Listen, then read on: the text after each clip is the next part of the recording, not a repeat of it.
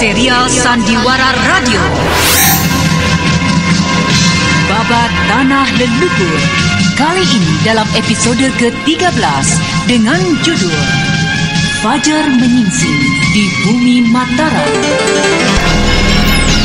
Pada seri yang keempat ini menampilkan Eli Ermawati sebagai Anting Wulan, Chris Urspon sebagai Raden Sakapalwaguna, Billy Burhan sebagai Raden Sanjaya, Idris Apandi sebagai Ranghyang Prabusora, Wendan Lubis sebagai Resi Amista, Juni sebagai Kisura Praba, Sunaryo sebagai Langkan, Niko Septiawan sebagai Kiparang Pungkur, Rusli sebagai Raden Setakling, dan pembawa cerita Neni Sumardi.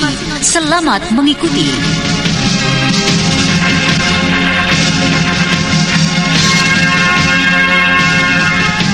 Pada kisah yang lalu diceritakan, Anting Wulan yang berhasil menyelamatkan kakangnya dan Raden Sakapalwaguna dari Istana Galuh menjadi cemas melihat keadaan wajah kakangnya yang pucat pasi.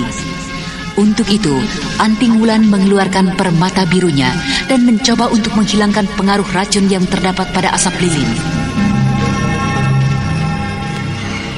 Dewata Agung, selamatkanlah jiwa Kakang Saka.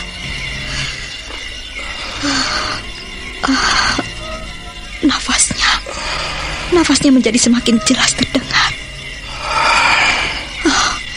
Wajahnya tidak lagi pucat seperti tadi. Aku harus menolong adik Sanjaya sekarang.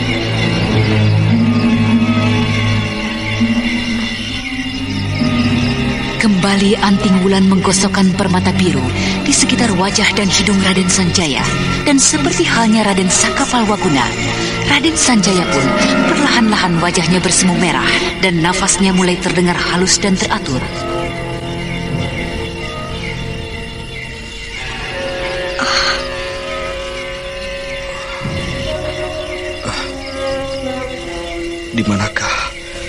Di manakah aku ini? Kakang, kau sudah sadar? Kau Adik Wulan. Mengapa tubuhku jadi lemah seperti ini? Tenagaku hilang. Celaka. Adik Sanjaya, bagaimana dengan dirimu? Bagaimana dengan kekuatan tenaga saktimu?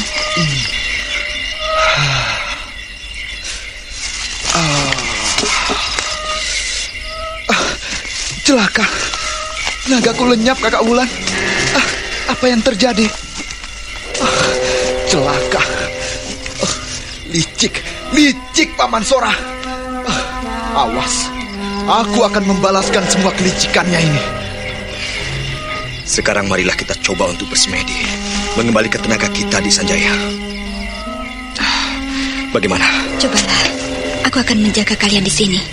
Dan jika memang kalian tidak juga bisa mengembalikan tenaga sakti kalian, kita akan mencoba lain lagi. Apa maksudmu, Adik Wulan? Permata biru inilah yang tadi menyadarkan kalian dari pingsan kalian. Dan juga menghapus seluruh racun yang semula menguasai diri kalian. Permata biru? Iya, kukira kita pun dapat mempergunakan pusakamu itu untuk mengembalikan tenaga kami ini, Adik Wulan.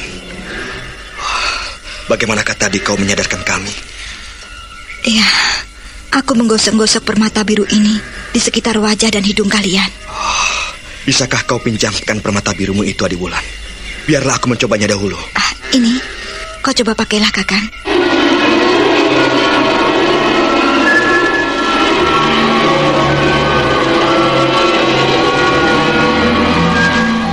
Tinggalkan dulu Anting Wulan yang tengah mengawasi kakangnya dan Raden Sanjaya. Sekarang marilah kita kembali ke Istana Galuh.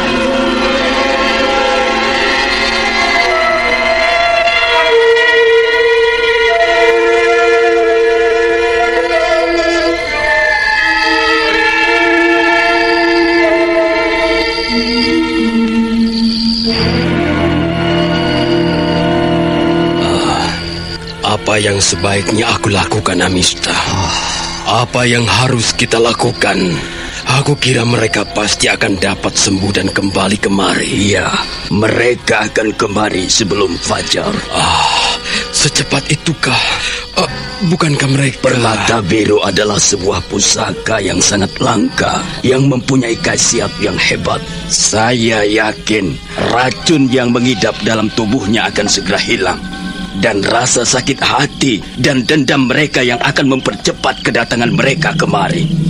Dan lagi, tanpa kedua pemuda itu pun, Anting Wulan akan mampu membuat kita kerepotan. Ya, keadaanmu sudah tidak memungkinkan lagi untuk membantuku menghadapinya. Jadi, satu-satunya jalan yang dapat kita lakukan adalah meninggalkan istana ini secepatnya. Kita menyembunyikan diri. Iya, kita menyingkir sesegera mungkin. Ya, aku akan menyiapkan para prajurit yang berada di kota ini. Jangan Tuanku Prabu. Jangan membawa pasukan dari tempat ini. Dengan ribuan pasukan yang kita bawa, mereka akan dengan mudah dapat menemukan kita. Kita tinggalkan tempat ini dengan beberapa orang saja. Iya, kau benar. Kita tinggalkan tempat ini dengan beberapa orang saja. Dan kelak jika tiba saatnya, kita akan kembali merebut tahta ini sebagaimana yang mereka lakukan. Lalu bagaimana dengan Ki Barong Geni, Tuanku? Tewas di tangan Sanjaya. Biarlah 3 orang muridnya yang masih hidup bersama dengan Ki Suraprabha akan menyertai perjalanan kita. Pengawal, siapkan 6 ekor kuda yang terbaik. Baik, Tuanku.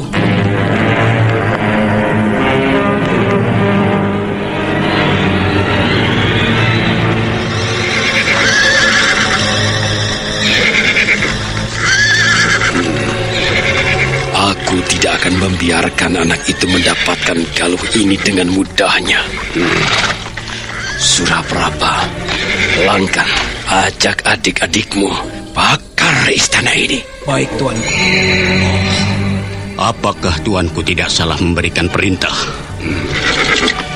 Dengar perintahku, Suraprabha. Bakar istana ini dan biarkan Sana dan putranya Sanjaya mendapatkan puing-puing istana ini.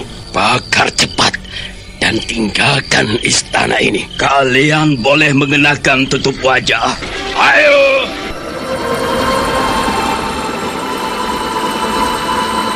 Suraprabha terpaku di atas punggung kudanya. Ia hanya memandang saja kepergian Langkan dan kedua adiknya. Dan beberapa saat kemudian, ia melihat asap mulai mengepul dan jerit tangis di kejauhan terdengar.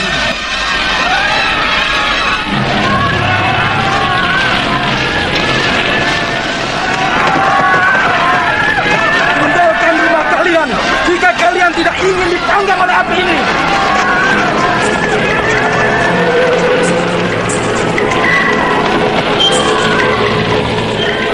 Kekacauan terjadi. Api mulai berkobar naik membumbung tinggi.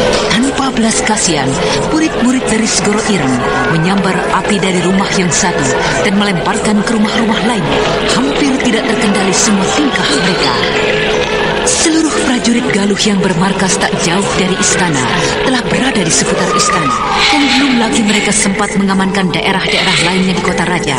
Para pengacau itu telah membedal kudanya meninggalkan kota raja.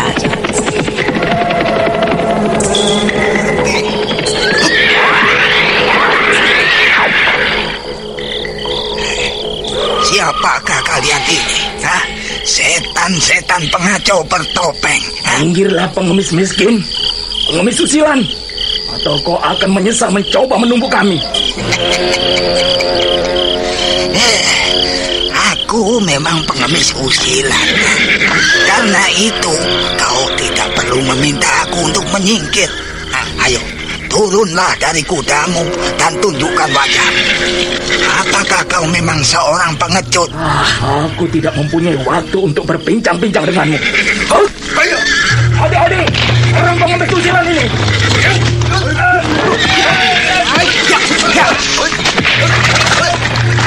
Ayo, percepat pekerjaan ini. Bunuh pengemis usilan itu.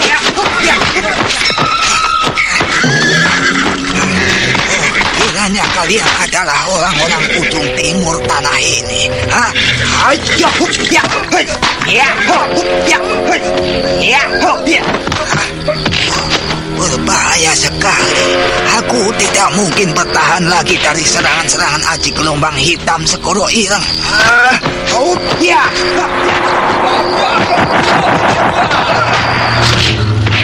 Serangan-serangan dari 3 murid Segoro Ireng sedikit pun tidak memberikan kesempatan pada Ki Parang Pungkur untuk bernafas. Dan pada saat-saat yang kritis itu, biarkan saya menghadapi seorang dari mereka, Kek. Kau seekor keling, murid dari Situa Wanayasa. Bagus, berhati-hatilah. Lawanmu itu menguasai kepandaian yang sangat tinggi. Jangan khawatir, Kek. Ade Dampu Awu, kau bantulah Ki Pungkur. dalam waktu yang tidak beberapa lama, pertempuran menjadi berubah. Kelompok Segoro Ireng yang semula berada di atas angin kini terdesak hebat.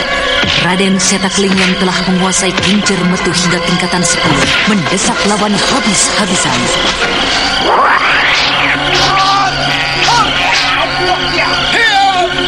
Bodoh dan tinggalkan tempat ini. Ya.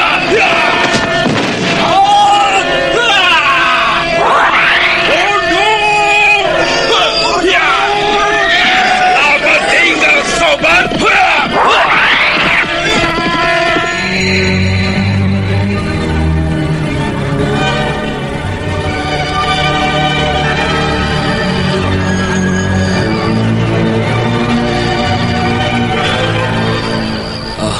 Kek, siapakah para pengacau itu sebenarnya?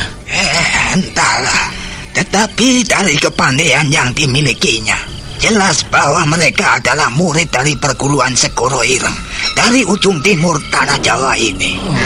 Segoro Ireng? Ya. Hebat sekali kepandaian mereka. Iya, hebat sekali. Akan tetapi kepandaianmu jauh lebih hebat, Seta. Bukankah tadi kincir metu tingkatan ke-10? Iya, Kek. Agaknya itu prajurit dari Prabu Sora. Apa yang akan kita lakukan, Kek? Kita lihat saja nanti apa yang akan mereka lakukan.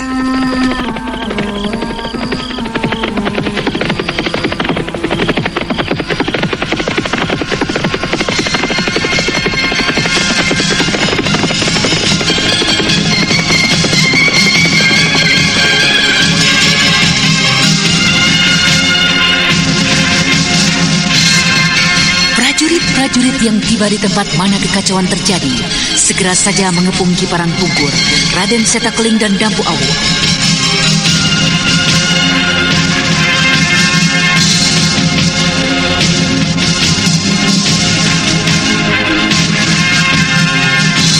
Nah, para pendengar sekalian, apakah yang akan terjadi dengan Ki Parang Pungkur dan kedua murid Gua Larang itu?